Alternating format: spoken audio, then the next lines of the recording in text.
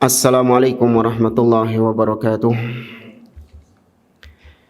Innal hamdalillah nahmaduhu wa nasta'inuhu wa nastaghfiruh wa na'udzu billahi ta'ala min shururi anfusina wa min sayyiati a'malina. Man yahdihillahu fala mudhillalah wa man yudlil fala hadiyalah. Wa asyhadu an la ilaha illallah wahdahu la syarikalah. Wa asyhadu anna Muhammadan abduhu wa rasuluh. Ya ayyuhalladzina amanu taqullaha haqqa tuqatih wa la tamutunna illa wa antum muslimun.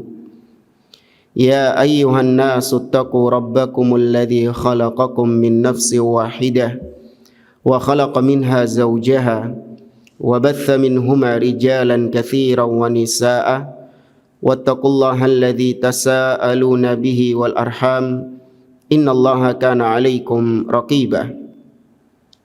Ya ayyuhalladzina amanu taqullaha wa qulu qawlan sadida yuslih lakum a'malakum wa yaghfir lakum dhunubakum wa may yuti'illaha wa rasulahu faqad faza fawzan 'azima amma ba'd. Fa inna asdaqal hadithi kitabullah wa khairal hadi hadi Muhammadin sallallahu alaihi wasallam wa syarrul umuri muhdatsatuha wa kullu muhdatsatin bid'ah wa kullu bid'atin dhalalah wa kullu dhalalatin finnar. Ma'asyiral muslimin, ikhwani fillah, rahimani wa rahimakumullah. Kita teruskan kembali pembahasan kitab Ushulus Sunnah oleh Al-Imam Ahmad bin Hanbal rahimahullahu ta'ala dengan syarah atau penjelasan dari Asy-Syaikh Muhammad ibn Sa'id Ruslan hafizahullahu ta'ala. Pada pertemuan sebelumnya kita telah membahas bab tentang kufru tarikis shalah, kafirnya orang yang meninggalkan salat, dan sudah diperinci apa yang dimaksud dengan kafirnya orang yang meninggalkan salat. Baik, sekarang kita masuk ke bab yang berikutnya, yaitu tentang khairu hadhil ummah ba'da nabiyyiha, yaitu generasi terbaik atau orang-orang yang terbaik di umat ini setelah Nabi Muhammad sallallahu alaihi wasallam. Kita langsung baca kata Al-Imam Ahmad bin Hanbal rahimahullahu taala. Beliau mengatakan wa khairu hadhil ummati ba'da nabiyyiha Abu Bakrin As-Siddiq, thumma Umaru ibnul Khattab, thumma Uthmanu ibnu Affan. Nuqaddimu ha'ula'i thalathata kama qaddamahum ashabu Rasulillah sallallahu alaihi wasallam lam yakhtalifu fi dzalik. Kata beliau, sebaik-baik umat ini, ya sebaik-baik manusia di umat Islam ini setelah nabinya, yaitu setelah Nabi Muhammad sallallahu alaihi wasallam adalah Abu Bakar As-Siddiq radhiyallahu taala anhu. Kemudian Umar ibnu Khattab radhiyallahu taala anhu, kemudian Utsman ibnu Affan radhiyallahu anhu. Kita lebih mengutamakan ketiga orang ini sebagaimana dahulu para sahabat Nabi sallallahu alaihi wasallam mereka juga lebih mengutamakan tiga orang ini. Dan para sahabat tidak berselisih tentang hal ini. Yakni para sahabat sepakat bahwa tiga orang tersebut adalah manusia terbaik setelah Nabi sallallahu alaihi wasallam. Thumma ba'da haula'i thalatha ashabu syura al-khamsah. Kemudian yang terbaik setelah tiga orang tadi adalah yaitu sahabat-sahabat yang masuk dalam istilah anggota majelis syura. Nanti akan dijelaskan, yaitu ketika peristiwa wafatnya Umar ibnul Khattab, Umar ibnul Khattab menunjuk orang-orang yang akan memilih siapa di antara mereka yang menjadi khalifah sepeninggal Umar ibnul Khattab, yaitu Ali bin Abi Thalib, Talha bin Ubaidillah, Az-Zubair ibnul Awam, Abdurrahman ibn Auf, dan Sa'ad bin Abi Waqqas. Sebenarnya ada Utsman juga, tapi Utsman kan sudah disebut. Ya, kulluhum yasluhu lil khilafah wa kulluhum imam. Ini 5 orang anggota Majelis Syura ini, mereka semua itu pantas menjadi khalifah sebenarnya. Karena mereka semua ini adalah imam. Ya, mereka semua ini pantas untuk menjadi pemimpin. Namun Majelis Syura ini, anggota Majelis Syura ini lebih memilih Utsman bin Affan radhiyallahu taala anhu. Kita baca dulu dari beliau. Wa nadhhabu, kata Imam Ahmad, wa nadhhabu fi dzalika ila hadithi Ibni Umar. Dan kita berpendapat demikian berdasarkan hadis dari Abdullah bin Umar radhiyallahu taala anhuma. Kata Abdullah bin Umar, kunna na'uddu wa Rasulullah sallallahu alaihi wasallam hayyun.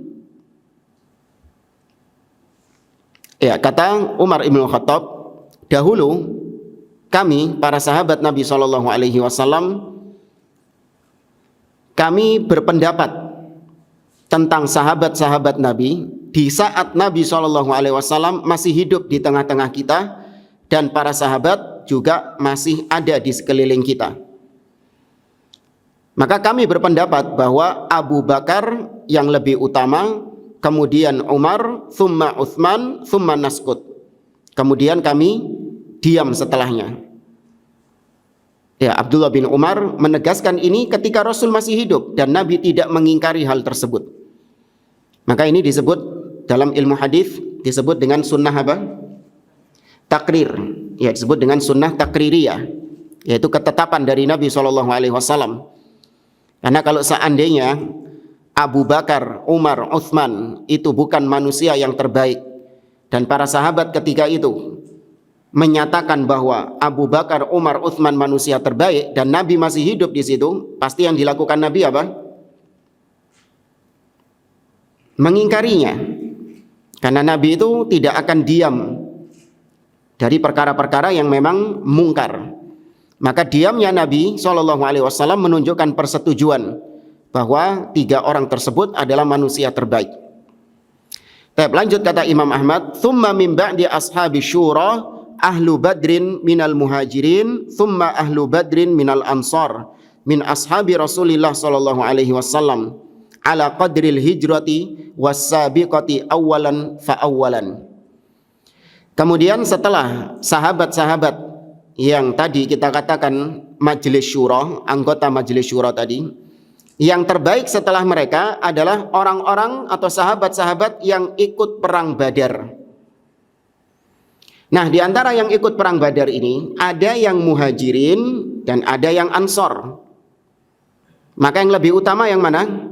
Muhajirin. Baru kemudian sahabat-sahabat yang ikut perang Badar dari kalangan al-ansor.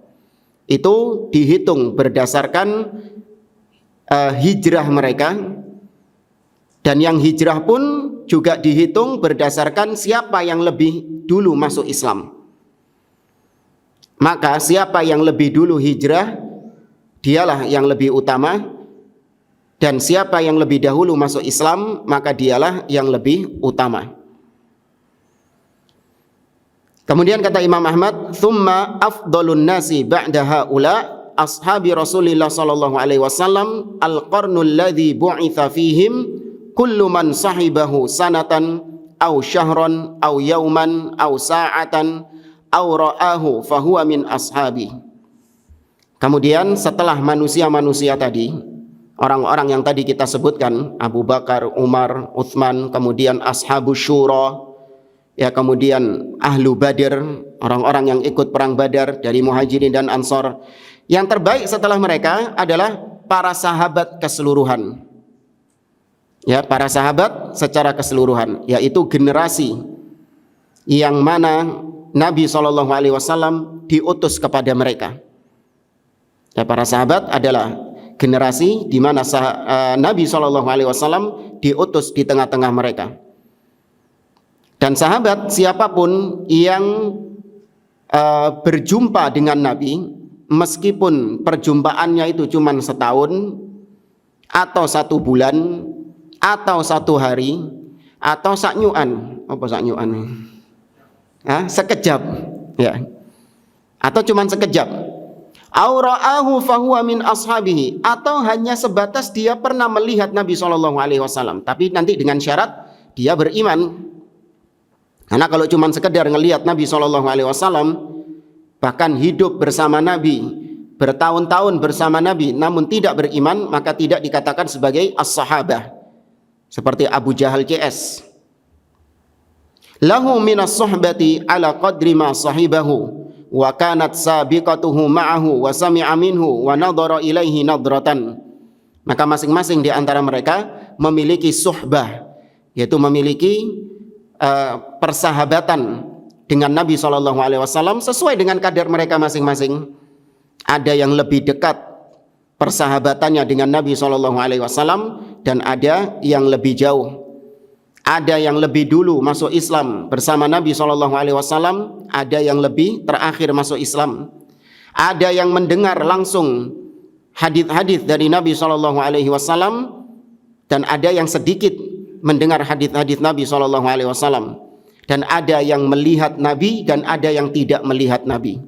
Itu masuk sahabat meskipun tidak pernah melihat Nabi tapi berjumpa dengan Nabi, maka itu sudah dihitung sahabat. Siapa? Sahabat yang tidak pernah melihat Nabi tapi dia berjumpa dengan Nabi. Abdullah ibnu Ummi Maktum, sahabat yang buta. Dia nggak pernah melihat Nabi SAW karena buta. Namun dia berjumpa dengan Nabi SAW. Baik, pertanyaan. Bagaimana dengan seorang yang dia berjumpa dengan Nabi SAW ketika Nabi masih hidup, dia ketemu Nabi. Namun dia nggak beriman dengan Nabi SAW. Baru setelah Nabi wafat, dia beriman dengan Nabi SAW. Apakah dia disebut sahabat? Paham ya maksudnya ya? Dia ketemu Nabi, tapi masih dalam kondisi dia kafir atau musyrik. Ternyata setelah Nabi meninggal, maka dia masuk Islam. Jadi dia ketika Islam itu dia nggak berjumpa dengan Nabi SAW. Maka yang seperti ini disebut dengan istilah al-mukhadram. Ya, al-mukhadram. Tidak dikategorikan sebagai sahabat. Lanjut kata Imam Ahmad, fa'adnahum suhbatan huwa afdalu minal qarnil ladzina lam yarauhu walau laqullaha bi jami'il a'mal. Maka yang punya tali persahabatan lebih dekat dengan Nabi, maka dia yang lebih afdol. Atau yang punya persahabatan dengan Nabi, artinya dia pernah berjumpa dengan Nabi SAW, dia dipastikan lebih afdol daripada generasi setelahnya. Siapa generasi setelahnya? Tabi'in. Meskipun tabi'in ini berjumpa dengan Allah dengan amal soleh yang banyak. Ya, meskipun tabi'in itu amalannya banyak, ya, namun tetap tidak bisa mengalahkan sahabat Nabi SAW yang mungkin kalau secara amalan kalah sahabatnya itu.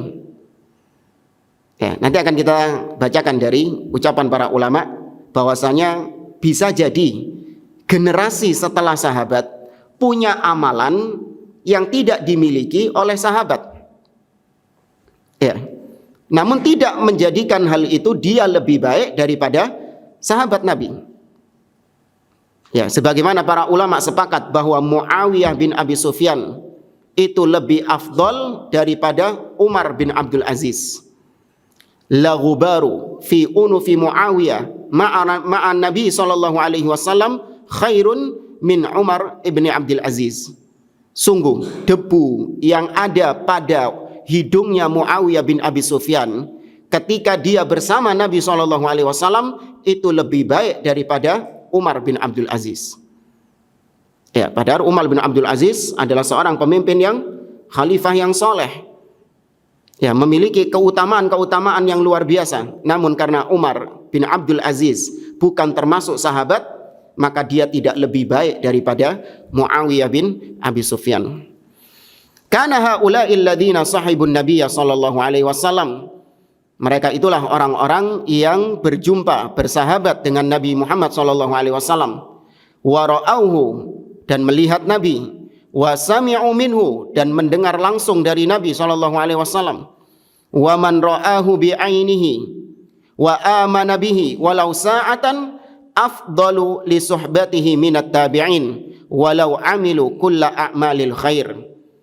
Dan barang siapa yang berjumpa dengan Nabi, melihat Nabi SAW dengan kedua matanya, kemudian dia beriman dengan Nabi, meskipun dia cuma berjumpa sekejap, saknyuan mangi gimana, berjumpa dengan Nabi cuma sekejap dan beriman dengan Nabi, dia lebih afdol.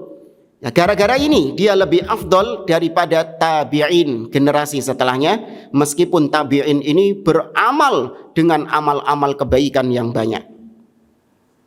Taib.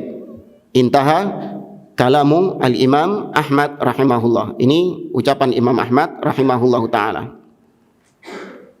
Taib. Sekarang kita baca syarah dari Syekh Muhammad Ibn Sa'id Ruslan hafizahullahu ta'ala.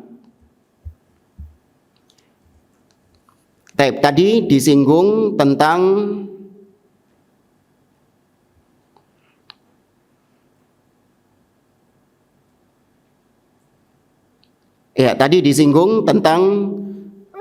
bahwasanya urutan-urutan sahabat yang terbaik adalah Abu Bakar, Umar, kemudian Utsman, kemudian Abdullah bin Umar diam setelahnya. Kata Syekh Muhammad bin Sa'id Ruslan, waqad hamala Ahmadu haditha Ibni Umar ala ma yata'allaqu bit tartib fit tafdil. Imam Ahmad membawa hadis dari Abdullah bin Umar tadi, itu dibawakan berkaitan dengan tartib, urutan sahabat-sahabat yang lebih afdol. Wahtajja fit tarbi' bi Aliyin bi hadithi Safinah marfu'an. Kemudian Imam Ahmad itu berhujjah dengan hadis lain tentang posisi Ali bin Abi Thalib sebagai sahabat terbaik yang nomor 4. Itu berdasarkan hadis dari Safinah secara marfu'. Nabi SAW mengatakan, wal khilafatu 30 sanatan thumma tasiru mulkan. Ya, khilafah yaitu al-khulafa ar-rasyidun. Ya, kekhalifahan yang dikatakan oleh Nabi sebagai al-khalifah atau al-khulafa ar-rasyidun itu panjangnya selama 30 tahun. Ya, dan itu dihitung dari zaman Abu Bakar As-Siddiq menjadi khalifah, 30 tahun baru selesai setelah Ali bin Abi Thalib selesai menjadi khalifah dengan terbunuhnya beliau di tangan Abdurrahman bin Muljam. Nah, itu pas 30 tahun. Maka berarti Ali bin Abi Thalib masuk di khalifah yang keempat, atau masuk di sahabat terbaik nomor 4 setelah Utsman bin Affan radhiyallahu taala anhu. Baik, kata Syekh Muhammad Sa'id Ruslan, wa qala Syekhul Islam rahimahullah. Berkata Syekhul Islam Ibnu Taimiyah rahimahullah di Al-Aqidah Al-Wasithiyah. Kata Syekhul Islam, wa man ta'ana fi khilafati wahidin min haula'il a'immah fahuwa adallu min himari ahlihi. Barang siapa yang mencela salah seorang khalifah dari 4 khalifah tersebut, maka dia lebih sesat daripada keledai keluarganya. Ya, man adalla rabbuka tabaraka wa ta'ala fahuwa dhallu. Karena barang siapa yang disesatkan oleh Allah Subhanahu wa taala, maka dia menjadi orang yang tersesat. Nah, di sini ada yang menarik. Beliau setelahnya, yaitu Syekh Muhammad bin Sa'id Ruslan, memberikan contoh. Emang ada orang yang mencela 4 khalifah ini, salah satu dari 4 khalifah ini. Kalau Anda mengatakan, oh ada orang Syiah, wes ini tidak usah dianggap ini. Ini wong-wong edan misalnya. Ya, orang Syiah tidak usah dianggap. Ya, mereka mencela Abu Bakar, mencela Umar, ya sudah, itu memang agama mereka. Tapi di sini kita katakan ada yang bukan Syiah namun juga mencela salah satu dari 4 khalifah ini. Ada yang tahu siapa? Seorang tokoh masyhur, dikenal. Ya, bukan orang Syiah. Ya, dia bukan termasuk dari kalangan Syiah Rafidhah. Tapi ternyata rajin mencela sahabat Nabi SAW, bahkan diantaranya salah satu dari 4 khalifah ini, yaitu Utsman bin Affan. Ada yang tahu siapa yang dimaksud? Ya udah, kita baca sama-sama. Kata Syekh, wa hunaka man yusqitu khilafata Utsman. Dan di sana ada orang yang menggugurkan kekhalifahan Utsman bin Affan ini, tidak menganggap kekhalifahan Utsman bin Affan ini. Fayaqul, orang ini mengatakan, innaha kanat nasyazan baina khilafatil Faruq wa khilafatil Imam, yakni Aliyan, ay kanat fajwatan. Kekhalifahan Utsman bin Affan itu kekhalifahan yang sifatnya cuman terhimpit, celah antara kekhalifahan Umar dan kekhalifahan Ali bin Abi Thalib. Bahasa Surabaya nyempil. Apa nyempil? Iya, tersisipkan saja di celah-celah antara kekhalifahan Umar dan kekhalifahan Ali bin Abi Thalib. Fayaqul Abu Bakrin wa Umar wa Ali. Dia mengatakan bahwa khalifah itu Abu Bakar, Umar dan Ali. Wa Utsman fajwatun baina Umar wa Ali. Adapun Utsman itu cuman nyempil, ya, cuman tersisipkan antara Umar dan Ali. Siapa yang mengatakan gini? Baik. Ada footnote di sini dikatakan kama yaqulu Sayyid Qutb. Yang ngomong tadi adalah Sayyid Qutb. Ya, tokoh Ikhwanul Muslimin yang sering dibanggang-banggakan oleh orang-orang Harakiyin. Ya, tokoh mereka Sayyid Qutb yang merupakan bapak terorisme dunia. Semua pemikiran-pemikiran radikalisme, terorisme itu sumbernya dari buku-bukunya Sayyid Qutb ini.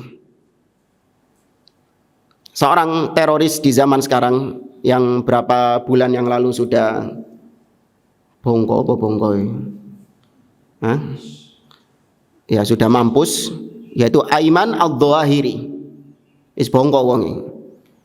Ya, ini penggantinya Usama bin Laden di Al-Qaeda. Ya, Aiman Al-Dhawahiri mengakui sendiri bahwa tindakan-tindakan terorismenya itu karena terinspirasi dari kitab-kitabnya Sayyid Qutb. Bahkan dia menyebut kitab-kitab Sayyid Qutb ini bak dinamit yang meledak. Itu bahasa-bahasa mereka ini, bahasa-bahasa terorisme. Kitab dibilang seperti apa? Dinamit yang meledak.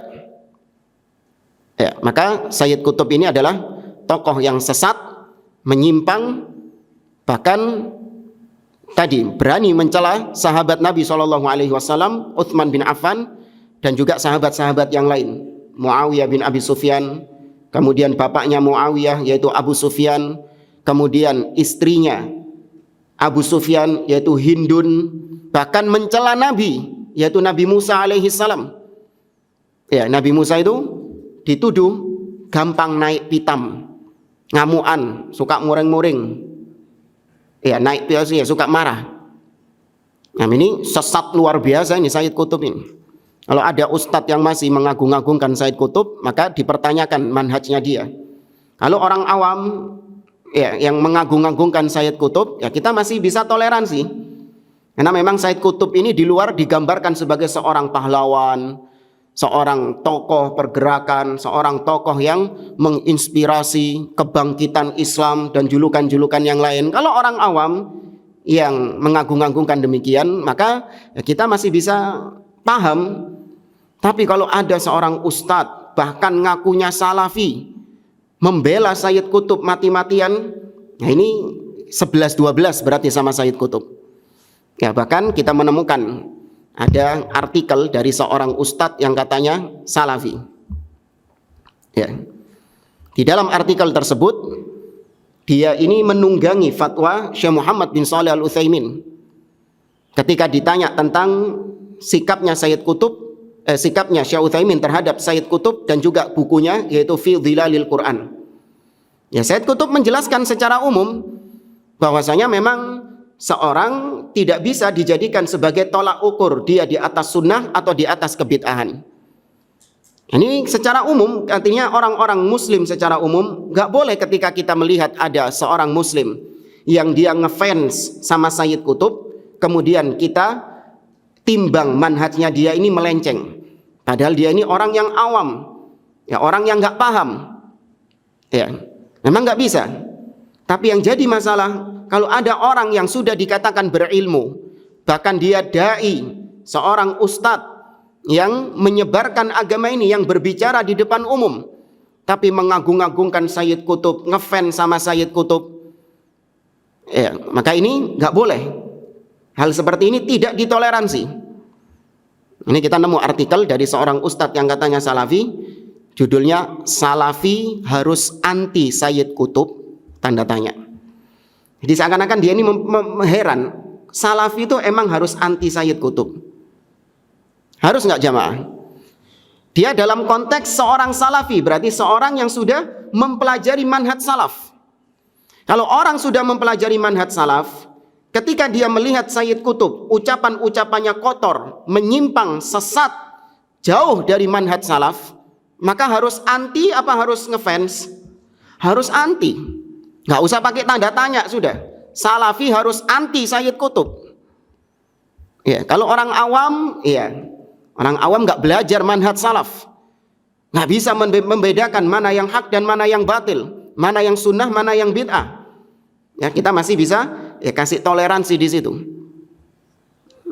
Kemudian di sini dia sang ustadz ini membawakan fatwa Syekh Muhammad bin Shalih Al-Utsaimin yang tadi kita sebutkan. Nah, di akhir tulisannya ini dia menggiring opini bahwa salafi itu nggak harus anti sama Sayyid Qutb. Nggak bisa Sayyid Qutb ini dijadikan tolak ukur, ini ustadz bermanhaj salaf, ini ustadz ahlil bid'ah, nggak bisa katanya. Maka kita jawab, kalau ustadz bisa dijadikan tolak ukur sejauh mana dia memandang Sayyid Qutb ini. Ya, kalau ada ustadz yang ngefans sama Sayyid Qutb, maka kita pandang manhajnya dia bermasalah. Ya, kalau ada orang yang dia anti terhadap Sayyid Qutb, maka insya Allah manhajnya ya bisa manhajnya selamat. Ya. Ini muncul orang-orang yang nggak terima kalau salafi itu harus anti Sayyid Qutb. Ini kelihatan ngefansnya sama Sayyid Qutb ini. Cuman anehnya sang ustadz ini ya masih banyak diambil ilmunya oleh sebagian ikhwan yang ngakunya bermanhaj salaf. Padahal banyak penyimpangan-penyimpangan dari sang ustadz ini. Baik, kita lanjutkan lagi ucapan Sayyid Qutb ini. Di sini ada footnote. Sayyid Qutb mengatakan di kitabnya Al-Adalah Al-Ijtimaiyah di halaman 206. Kata dia, ini panjang disebutkan di sini, kita ringkaskan yang poinnya saja. Wa anna ahda Utsman kana fajwatan bainahuma. Ini yang poin yang tadi kita sebutkan. Bahwasanya pemerintahan Utsman bin Affan, zaman pemerintahan Utsman bin Affan itu hanya sebatas celah, nyempil antara kekhalifahan Umar dan kekhalifahan Ali bin Abi Thalib. Jadi maksudnya kekhalifahan Utsman enggak dianggap. Karena cuma sebatas nyempil saja. Fayus gitu, ini kata Syekh Muhammad Said Ruslan. Fayus gitul khilafatar rasyidata an Utsman.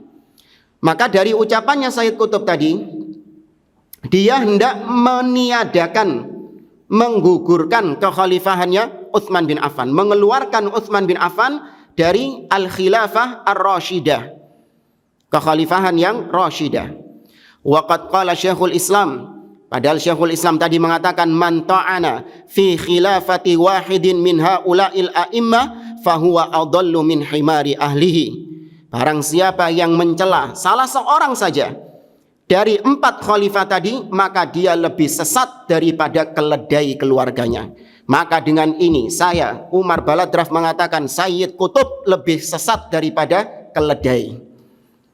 Ya, Sayyid Qutb lebih sesat daripada keledai berdasarkan ucapannya Syekhul Islam Ibnu Taimiyah rahimahullahu taala. Lu Ustaz, orangnya kan sudah meninggal, kok masih tetap antum bantah pemikirannya? Ada orang-orang gitu yang menimbang sesuatu dengan perasaan. Orangnya kan sudah meninggal, bukankah orang yang sudah meninggal, masa antum sebegitu kerasnya sama orang yang sudah meninggal? Maka kita jawab, iya, orangnya sudah meninggal. Akan tetapi pemikiran-pemikiran sesatnya melok mati gak? Gak. Orangnya sudah meninggal, namun pemikiran sesatnya masih mewarnai kaum muslimin sampai detik ini.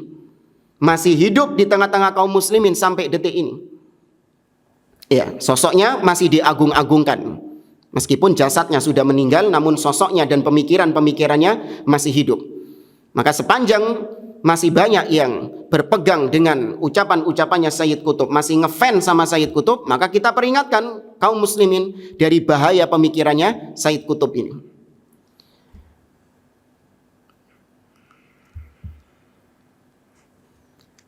Setelah itu, jamaah rahimani wa rahimakumullah,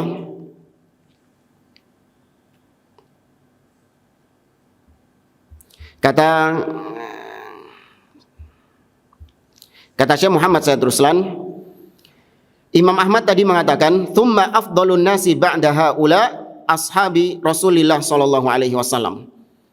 Ya, kemudian manusia yang paling afdol setelah Abu Bakar, Umar, Utsman, Ali, kemudian orang-orang yang ikut perang Badar atau Majelis Syura tadi, maka secara keseluruhan semua sahabat Nabi SAW itu generasi yang terbaik.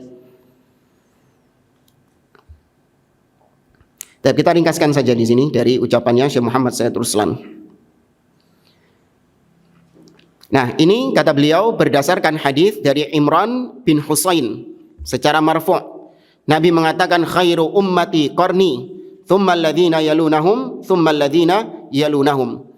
Sebaik-baik umat adalah generasiku, kemudian generasi setelahnya, kemudian generasi setelahnya, yaitu tabi'in dan atba'u at-tabi'in. Al-wahidu min ashabi Rasulillah sallallahu alaihi wasallam walau sahibahu sa'atan afdalu li suhbatihi ay li ajli suhbatihi aw bisababi suhbatihi afdalu minat tabi'in walau amilu kulla a'malil khair. Kata beliau, seorang sahabat Nabi meskipun dia berjumpa dengan Nabi cuman sekejap, gara-gara perjumpaannya dengan Nabi tersebut dia menjadi orang yang lebih afdol daripada tabi'in generasi setelahnya, meskipun tabi'in tersebut melakukan amalan-amalan soleh yang banyak. Jadi maksudnya sahabat cuman gara-gara petuk Nabi, cuman gara-gara ketemu Nabi SAW saknyuan, itu menjadikan mereka lebih afdol, lebih baik daripada sholatnya tabi'in, daripada puasanya tabi'in, daripada sodakonya tabi'in, dan amalan-amalan tabi'in yang lain. Bayang namanya ketemu sahabat saknyuan. Nah, wa dalilu qauluhu ta'ala, dalilnya firman Allah dalam surah At-Taubah ayat yang ke-100, was-sabiqunal awwalun minal muhajirin wal ansar walladzina tabauhum bi ihsan. Kata Allah, dan orang-orang yang awal-awal masuk Islam, maksudnya sahabat, baik dari kalangan muhajirin ataupun dari kalangan ansar. Walladzina tabauhum bi ihsan, dan yang mengikuti mereka dengan baik. Artinya tabi'in iku gak dadi tabi'in kecuali dengan syarat dia mengikut siapa dulu? Sahabat. Ya, tabi'in dia nggak dianggap sebagai tabi'in sampai dia mengikuti generasi sebelumnya, sahabat Nabi SAW. Sebagaimana tabi'ut tabi'in, dia tidak akan masuk dalam golongan tabi'ut tabi'in sampai dia mengikuti tabi'in. Yang mana tabi'in ini mengikuti sahabat, yang mana sahabat ini mengikuti Rasul SAW. Ya. Allah mengatakan walladzina taba'uhum bi ihsan, dan yang mengikuti para sahabat dengan ihsan. Ihsan artinya biitqan, dengan tekun dia mengikuti sahabat itu.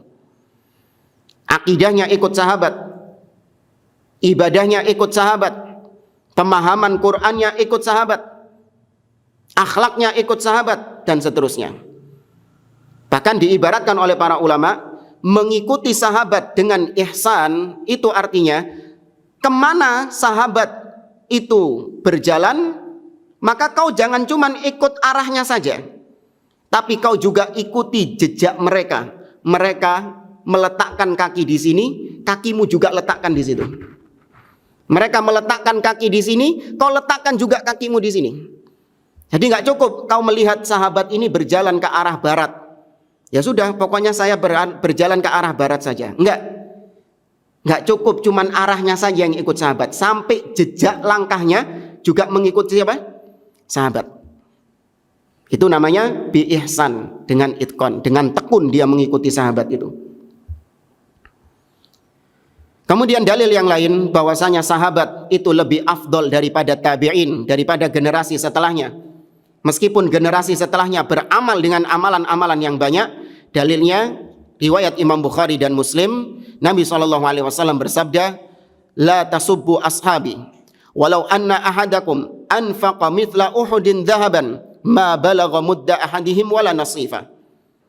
Jangan kalian mencela sahabatku. Demi Allah, seandainya salah seorang di antara kalian berinfak dengan emas sebesar gunung Uhud, maka itu tidak akan bisa menyamai infaknya sahabat yang cuman satu mud. Satu mud itu ya cakupan 2 tangan ini orang dewasa. Bahkan jangankan satu mud, setengah mudnya saja tidak menyamai para sahabat. Bukan emas yang disedekahkan sahabat ini, panganan, makanan.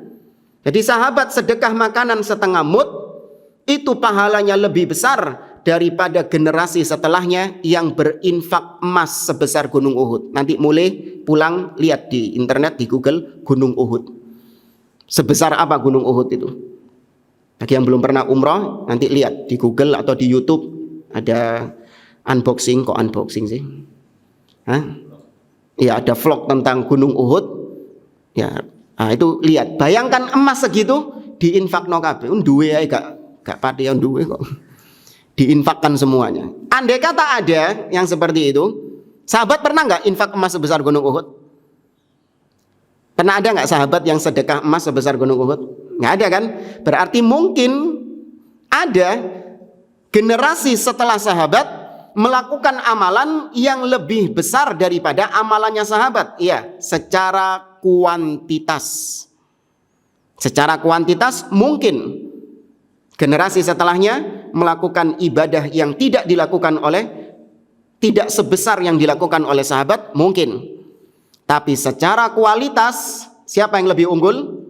Sahabat. Ya.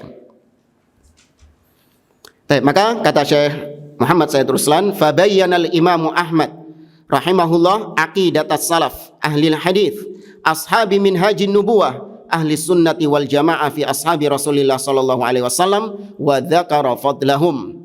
Maka di dalam bab ini Imam Ahmad rahimahullah menjelaskan kepada kita tentang akidah salaf, akidahnya ahli hadis, orang-orang yang berada di atas manhaj Nabi sallallahu alaihi wasallam, ahlus sunnah wal jamaah, bagaimana akidah mereka terhadap para sahabat. Imam Ahmad menyebutkan tentang keutamaan sahabat dan menjelaskan bahwasanya para sahabat itu lebih afdol daripada generasi setelahnya, yaitu para tabi'in.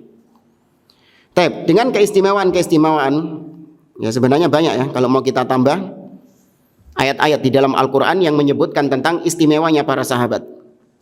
Di antaranya di surah Al-Baqarah, di akhir-akhir juz yang pertama, Allah mengatakan fa in amanu bimithli ma amantum bihi faqad ihtadaw. Apabila mereka beriman sebagaimana imannya kalian. Perhatikan ayat Allah. Seandainya mereka beriman seperti iman kalian, maka mereka akan berada di atas jalan petunjuk. Siapa yang dimaksud kalian dalam ayat ini? Sahabat, karena ketika ayat ini turun, tidak ada yang disebut kaum mukminin kecuali sahabat. Maka nggak cukup cuman sekedar beriman. Harus imannya itu dipersyaratkan seperti iman siapa? Sahabat. Bahkan Allah mengancam orang-orang yang memilih jalan lain selain jalannya para sahabat. Dalam surah An-Nisa Allah mengatakan, "Wa may yushaqiqir rasula min ba'di ma tabayyana lahul huda wa yattabi' ghaira sabilil mu'minin nuwallihi ma tawalla wa nuslihi jahannam wa sa'at masira." Barang siapa yang menentang Rasul setelah dijelaskan kebenaran atasnya dan dia memilih jalan lain selain jalannya orang-orang yang beriman. Siapa orang-orang beriman di sini? Sahabat. Maka kami biarkan dia terombang-ambing di atas kesesatannya. Dan di akhirat kami masukkan dia ke dalam neraka jahanam, dan itu seburuk-buruknya tempat.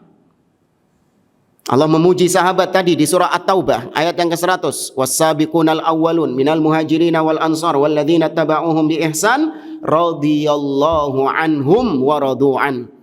Allah ridha kepada mereka dan mereka ridha kepada Allah. Wa a'adda lahum jannatin tajri tahtahal anhar khalidina fiha abada dzalikal fawzul azim. Dan Allah persiapkan bagi mereka, yakni bagi sahabat dan orang-orang yang ikut sahabat, Allah persiapkan surga yang mengalir sungai-sungai di bawahnya. Mereka kekal di sana selama-lamanya. Itulah kemenangan yang besar. Jadi syarat masuk surga harus mengikut siapa? Sahabat. Sudah, itu akidah kita. Jangan sok-sokan buka jalan dewi. Iya. Oh, saya bisa buka jalan sendiri. Saya punya thariqah sendiri yang berbeda dengan jalannya para sahabat. Emang kenapa? Sahabat manusia biasa, kita juga manusia biasa. Kenapa kita harus ikut para sahabat? Ya, itu yang terjadi pada thariqah sufi. Mereka menganggap punya jalan sendiri yang berbeda dengan jalannya para sahabat Nabi SAW. Maka kita jawab, semua jalan menuju surga ditutup. Ya, tidak ada jalan menuju surga, dan orang gak akan bisa membuat jalan menuju surga. Semua jalan menuju surga tertutup kecuali jalannya Nabi dan para sahabat. Ma ana alaihi wa ashabi. Hanya satu jalan ini yang bisa menunjukkan, mengantarkan seseorang menuju surga. Dan keutamaan-keutamaan lain yang insya Allah antum sudah tidak asing lagi dengan pujian Allah kepada para sahabat dan juga pujian Nabi kepada para sahabat, dan wajibnya seorang berpegang dengan manhajnya para sahabat. Sebelum kita lanjut, perlu kita sampaikan, laisatil isma fi afrodis sahabah. Individu-individu sahabat itu tidak maksum. Ingat ya, individu-individu sahabat, akidah Ahlussunnah tidak maksum. Abu Bakar tidak maksum, Umar tidak maksum. Naam. Di antara para sahabat ada yang berbuat kesalahan, iya. Kita mengakui hal tersebut. Namun yang kita katakan mengikuti pemahaman para sahabat, yaitu apa yang sudah disepakati oleh para sahabat. Maka ijma'nya para sahabat itu maksum, nggak mungkin salah. Sebagaimana Abdullah bin Mas'ud mengatakan, ma ra'ahul muslimuna hasanan fahuwa indallahi hasan. Apa yang dipandang oleh kaum muslimin, yaitu kaum muslimin di zamannya Abdullah bin Mas'ud. Berarti siapa kaum muslimin di situ? Para sahabat. Maka apa yang dipandang baik oleh kaum muslimin, maka berarti itu baik di sisi Allah Subhanahu wa taala. Wa ma ra'ahu sayyi'a fahuwa indallahi sayyi'. Dan apa yang dipandang jelek oleh para sahabat, maka berarti di sisi Allah itu juga jelek. Ini ijma'. Maksum ijma'nya sahabat itu. Adapun individu-individunya, iya bisa berbuat salah. Namun kesalahan mereka, yang pertama pasti kesalahan mereka tertutupi dengan kebaikan-kebaikan mereka yang begitu banyak. Karena Allah mengatakan, fa innal hasanat yudhibnas sayyi'at. Kebaikan-kebaikan itu bisa menghapus kesalahan-kesalahan.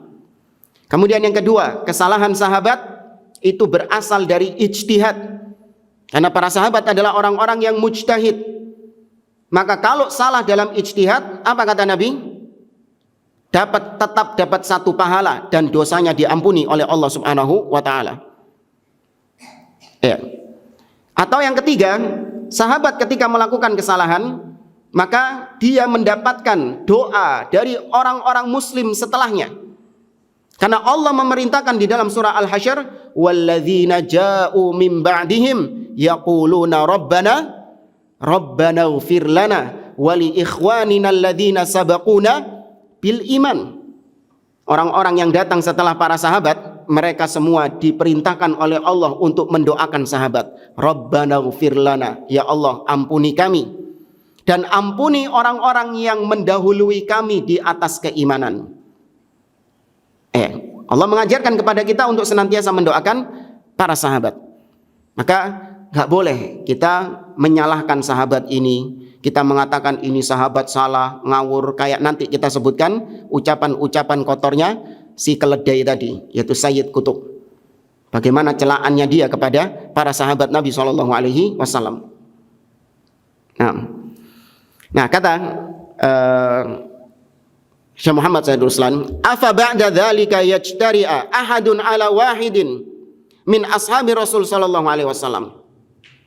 Apakah setelah keutamaan sahabat-sahabat tadi, ayat-ayat yang begitu banyak, hadits-hadits Nabi yang begitu banyak, ijma' para ulama dari zaman ke zaman sepakat sahabat generasi terbaik, apakah setelah itu ada seseorang yang berani mencela sahabat Nabi sallallahu alaihi wasallam, mengoyak-ngoyak kehormatan sahabat Nabi sallallahu alaihi wasallam? Ayajtari'u wahidun ala mithli Abi Sufyan radhiyallahu anhu.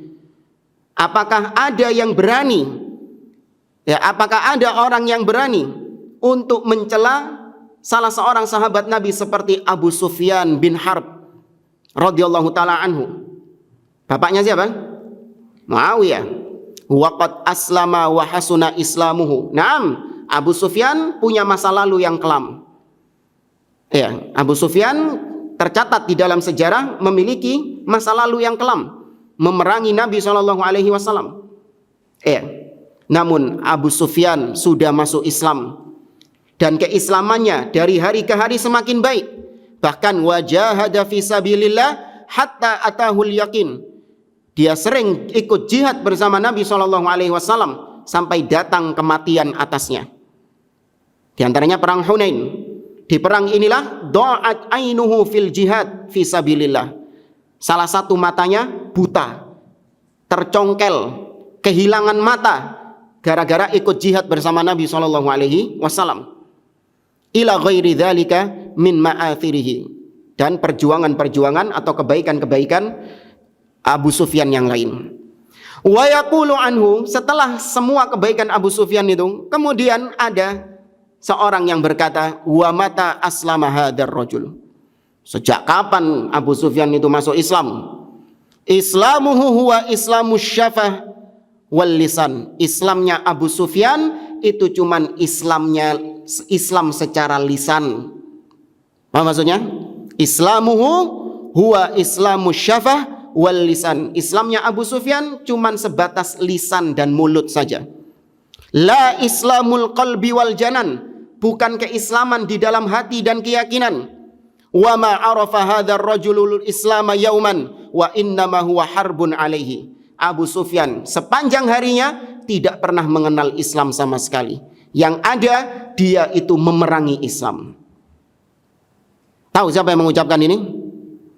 Tadi Sayyid Qutb. Adalla min himari ahli, yang lebih sesat daripada keledai. Ya, Sayyid Qutb yang lebih jelek daripada keledai ini. Mengkafirkan Abu Sufyan, mengatakan Abu Sufyan Islamnya cuma di lisan saja. Ila ghairi dzalika mimma huwa takfirun mubattanun li Abi Sufyan radhiyallahu anhu.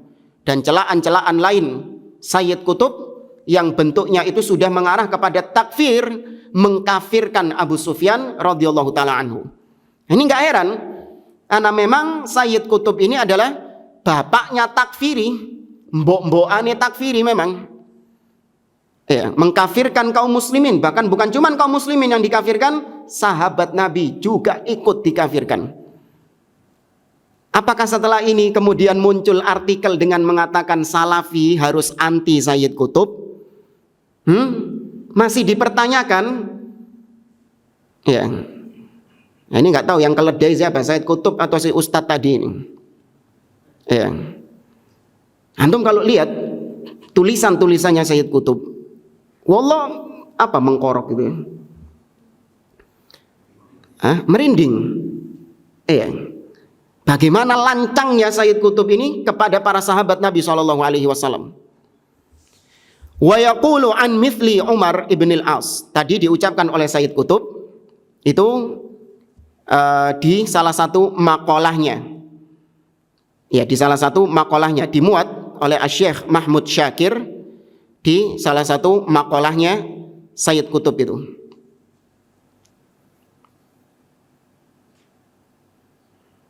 Atau di kitab Sayyid Qutb yang berjudul Kutubun wa Syakhsiyat.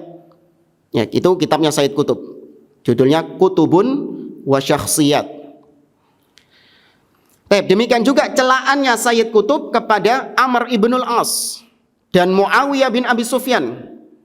Ya, Amr ibnul As dan Muawiyah bin Abi Sufyan. Apa kata Sayyid Qutb? Masih dalam kitabnya Kutubun wa Syakhsiyat. Sayyid Qutb mengatakan, innahuma in hatta ila darakatin habitatin la yanhattu ila mithliha Aliyun radhiyallahu anhu. Sesungguhnya mereka berdua itu jatuh di lembah kebinasaan, di titik yang paling dangkal, ya, ila darakatin habitah, titik yang paling dangkal. Abu Sufyan dan Muawiyah dan Amr ibn al-As ini, yang mana titik tersebut Ali bin Abi Thalib tidak pernah jatuh di titik terendah itu tadi. Fama ghalabahu fi mautinin nizal illa bil makri wal khadi'ah wat tadanni war rishwah ila ghairi dzalika min munhattil khuluq. Tidaklah Abu Sufyan, Muawiyah dan Amr ibnul As, mereka itu mengalahkan Ali bin Abi Thalib ketika perang Siffin, dan mereka bisa melakukan arbitrase. Apa arbitrase ini? Tahkim. Iya, tahkim dengan pihak Ali bin Abi Thalib. Tidaklah dua orang ini bisa sampai kepada titik itu kecuali dengan jalan makar, tipu daya, bahkan riswah, nyogok. Ya, dengan cara-cara yang licik atau cara-cara lain yang menunjukkan rendahnya akhlak Muawiyah dan akhlaknya Amr ibn al-As. Nih, Sayyid Qutb kalau mau tahu tentang Sayyid Qutb. Ya, gembongnya teroris, tokoh yang diagung-agungkan oleh Ikhwanul Muslimin.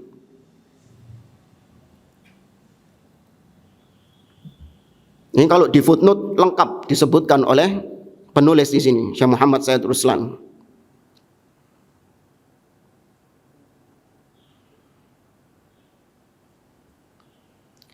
Kita baca sedikit di sini di footnote. Kata dia, li'annahuma taliqani fi istikhdami kulli silah. Muawiyah dan Amr ibn al-As ini menggunakan segala macam senjata untuk bisa mengalahkan Ali bin Abi Thalib. Wa huwa muqayyadun bi akhlaqihi fi ikhtiyari wasailis sira'. Wa hina yarkanu Muawiyah wa zamiluhu ilal kadhib wal ghish wal khadi'ah wan nifaq war rishwah wa syira'idh dhimam. Muawiyah dan zamiluhu, yaitu kawannya, maksudnya Amr ibn al-As, itu ketika mengalahkan Ali bin Abi Thalib menggunakan kedustaan, tipuan, makar, an-nifaq, kemunafikan. Ya, dituduh Muawiyah dan Amr ibn al-As ini adalah orang-orang yang menggunakan kemunafikan. Ya, ini tuduhan serius kepada para sahabat Nabi SAW. Al-Imam Abu Zur'ah Ar-Razi rahimahullah ta'ala, beliau mengatakan, idza ra'aitar rajula yantaqisu ahadan min ashabi Rasulillah SAW fa'lam annahu zindiq. Kata Imam Abu Zur'ah Ar-Razi rahimahullah, apabila kau mendengar ada seorang yang mencela, mencaci salah satu orang saja dari sahabat Nabi SAW, ketahuilah dia itu zindiq. Maka sama dengan ini saya mengatakan, Umar Baladrah mengatakan Sayyid Qutb adalah zindiq. Ya. Karena kotor lisannya mencela bukan satu orang ini. Borongan nyela sahabat Nabi SAW. Abu Sufyan, Muawiyah, Amr ibnul As. Kurang tak tambahi lagi sama saya. Hindun bintu Utbah bin Rabi'ah. Istrinya Abu Sufyan. Perhatikan apa kata beliau. Ayuqalu an sahabiyatin hiya Hindu bintu Utbata ummu Muawiyah ayuqalu anha thumma ja'at kallabu'ah likai talagha fi damil Hamzah. Tahukah engkau bagaimana ucapan Sayyid Qutb kepada Hindun bintu Utbah bin Rabi'ah, ibunya Muawiyah bin Abi Sufyan? Kata Sayyid Qutb, ini panjang kemudian dipotong sama beliau. Kemudian datanglah al-labu'ah. Al-labu'ah ini adalah secara bahasa singa betina. Ya, al-labu'ah adalah singa betina. Kemudian datanglah ini, si singa betina ini, maksudnya Hindun, ya, untuk menjilat darahnya Hamzah bin Abdul Muttalib. Maksudnya ketika perang Uhud, ya, untuk menjilat darahnya Hamzah bin Abdul Muttalib. Nah, karena Sayyid Qutb ini orang apa sih? Mesir. Syekh Muhammad Sayyid Ruslan juga orang Mesir. Nah, Syekh Muhammad Sayyid Ruslan tahu apa yang dimaksud Sayyid Qutb dengan istilah labu'ah ini tadi, singa betina ini tadi. Kata dia, wa ta'lam annal misri idza syabbaha bil labu'ah fahuwa qadhfun. Dan seorang Mesir, ketahuilah, seorang Mesir ketika dia menyerupakan seseorang dengan labu'ah, maka berarti itu tuduhan keji kepada orang yang diserupakan dengan singa betina itu. Wa hadza ma'lumun fi lughatil misriyin. Dan ini sudah diketahui dari bahasanya orang-orang Mesir, annahum idza ramau bil labu'a fa hadza qadhfun. Fa ma'na al-labu'a indahum az-zaniyatu al-fajirah fattashbihu biha. Kata beliau, orang-orang Mesir ketika mereka mengatakan bahwa fulan ini labu'ah, singa betina, atau fulanah ini adalah singa betina, maka orang Mesir paham yang dimaksud adalah fulan ini pelacur, fulan ini pezina. Padahal kita tahu Hindun bintu Utbah termasuk sahabiyah, sahabat wanita, dituduh dengan kejinya oleh si zindiq ini, Sayyid Qutb ini dituduh dengan singa betina atau pelacur, naudzubillah. Ya, ini hakikatnya Sayyid Qutb. Hadza kulluhu dzakarahu Sayyid Qutb fi haqqi ashabi Rasulillah sallallahu alaihi wasallam. Ini semua dikatakan oleh Sayyid Qutb berkaitan dengan hak-haknya para sahabat Nabi sallallahu alaihi wasallam. Wa qala, Sayyid Qutb juga mengatakan, inna Utsman la tathbutu lahul khilafatur rasyidah kama fil adalatil ijtimaiyah. Dalam kitabnya Al-Adalah Al-Ijtimaiyah, Sayyid Qutb mengatakan bahwa kekhalifahan Utsman itu tidak sah. Ya, atau tidak sah itu tidak ditetapkan. Dianggap lewat gitu saja. Tidak ditetapkan kekhalifahan Utsman ini. Wa annahu kana yuhabi aqaribahu. Ini tuduhan juga kepada Utsman bin Affan, lihat. Bahwasanya Utsman bin Affan itu nepotisme kepada kerabat-kerabatnya. Ya, Utsman bin Affan ini melakukan nepotisme kepada kerabat-kerabatnya. Yu'ayyinuhum fil mansib. Utsman bin Affan menjadikan kerabat-kerabatnya menjadi pejabat-pejabat penting di pemerintahannya. Ini nepotisme ya ini ya. Wa yu'tihimul amwal, dan diberikan harta oleh Utsman bin Affan ini. Wa indahu su'un fil idarah, dan Utsman itu punya kejelekan dalam masalah pengelolaan tata negara. Utsman itu jelek ketika mengelola negara. Wa indahu fasadun fil idarah au indahu idaratul fasad. Dan Utsman itu ketika mengelola negara maka rusak kalau dikelola sama Utsman bin Affan. Itu semua diucapkan oleh orang zindiq ini dalam kitabnya Al-Adalah Al-Ijtimaiyah. Utsman alladzi jahaza jaisyal usrah wahdah. Utsman dialah orang yang mempersiapkan jaisyul usrah. Apa jaisyul usrah? Pasukan Soro. Ya, bahasa kita jaisyul usrah itu pasukan yang dikirim oleh Nabi SAW dalam kondisi sedang krisis ketika itu. Iya. Dalam kondisi ketika krisis itu, Utsman bin Affan yang membiayai pasukan tersebut seorang diri. Itu yang dikatakan sama Zindik tadi, Sayyid Qutb ini sebagai orang yang nepotisme, kekhalifahannya nggak dianggap. Dzunnurain. Inilah Utsman yang dikatakan oleh Zindik tadi, dicela oleh si Zindik tadi Sayyid Qutb dengan celaan-celaan yang luar biasa. Beliau menikahi dua putri Nabi SAW. Siapa? Ruqayyah dan Ummu Kulthum. Wa Utsman al-hayy alladzi tastahyi minhul malaikah. Itulah Utsman bin Affan yang malaikat saja malu sama Utsman bin Affan. Tapi Sayyid Qutb Zindik ini gak ada malunya dengan Utsman bin Affan radhiyallahu anhu. Yuqal kanat khilafatuhu fajwatan baina khilafati Umar wa Ali. Dengan mengatakan bahwa kekhalifahannya Utsman ini cuma nyempil, gak dianggap antara kekhalifahan Umar dan Ali bin Abi Thalib. Ya. Tapi jamaah, lucunya di sini kata beliau, ketika ada orang yang membantah Sayyid Qutb, mereka kepanasan. Ketika kita bongkar borok-boroknya Sayyid Qutb ini, mereka kepanasan. Mereka mengatakan dengan kalimat-kalimat tatakallamuna fil ulama wa tat'anuna fihim wa ta'kuluna luhumahum. Ustaz, kau kok berani berbicara tentang seorang ulama, mengkritik sekelas ulama? Kau mengkerdilkan kehormatan mereka. Hati-hati, daging ulama itu racun. Iya, racun memang Sayyid Qutb iki, kayak baygon. Iya. Bukan dagingnya tok kabeh, sak mulut-mulutnya beracun Sayyid Qutb ini. Ketika dibantah mereka kepanasan demikian. Jangan suka mencela ulama. Dia adalah pejuang, dinaikkan tinggi derajatnya. Wa idza ma aqarra za'ihun minhum bi khata'ir rajul au khati'atihi. Tapi kalau sudah dijelaskan, kau itu jangan emosi. Baca baik-baik ini loh ucapan Sayyid Qutb di halaman sekian-sekian bagaimana celaannya kepada para sahabat Nabi SAW. Ketika sudah kepepet, tidak bisa ngeles lagi, dan dia mengakui bahwa Sayyid Qutb ini salah ketika mengucapkan demikian, apa kata dia?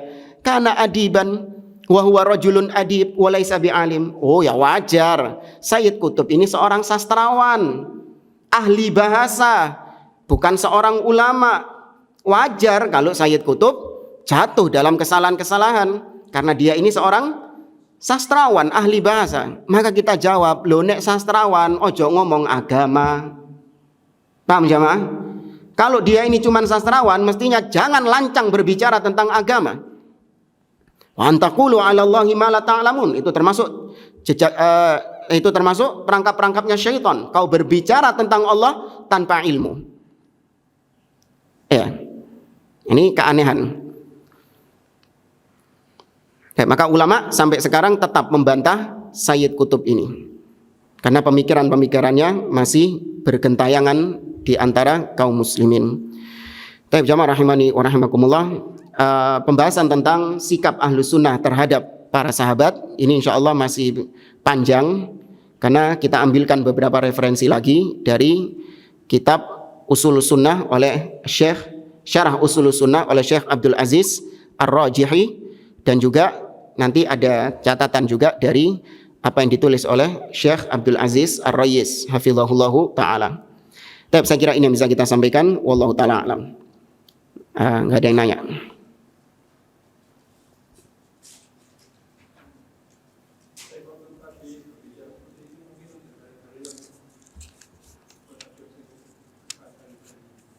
Sayyid Qutb ini.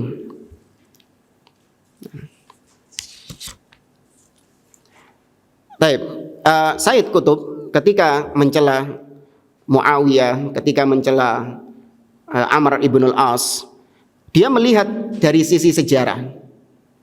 Ya, dia melihat dari sisi sejarah Memang para ulama menganggap bahwa kebenaran itu lebih dekat di pihaknya siapa? Ali bin Abi Thalib.